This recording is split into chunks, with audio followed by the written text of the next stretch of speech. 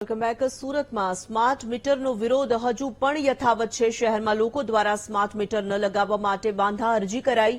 પૂર્ણા ગામની વિવિધ સોસાયટીઓમાંથી 5000 જેટલી વાંધા અરજીઓ કરવામાં આવી છે। આ તમામ અરજીઓ ડીજીવીસીએલ કચેરીમાં આપીને વિરોધ વ્યક્ત કરાયો। કોંગ્રેસ દ્વારા સ્માર્ટ મીટરનો વિરોધ કરવા અરજી ફોર્મ તૈયાર કરવામાં આવ્યા।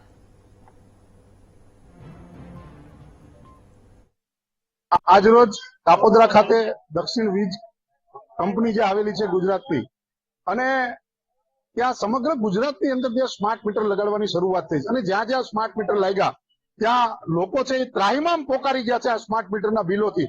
ત્યારે પૂર્ણા વિસ્તારની જુદી જુદી સોસાયટીઓમાંથી સુરત શહેર જિલ્લા કોંગ્રેસ સમિતિ દ્વારા વિરોધના કાર્યક્રમ શરૂ થયા અને એવું નક્કી કર્યું તમામ સોસાયટીના પ્રમુખો આગેવાનો દ્વારા કે ઘરે ઘરેથી વ્યક્તિગત ફોર્મ ભરી અને આપણે આપવાનું છે। એમાં ગ્રાહક નંબર અને એમનું જે લાઇટ બિલ છે એમની ઝેરોક્ષ છે કે અમારે આ સ્માર્ટ મીટરની જરૂર નથી, અમારે ત્યાં સ્માર્ટ મીટર લગાવવા આવવું નહીં। એવી 5000 જેટલી અરજીઓ આજે પ્રથમ તબક્કાની લઈને આવ્યા છે।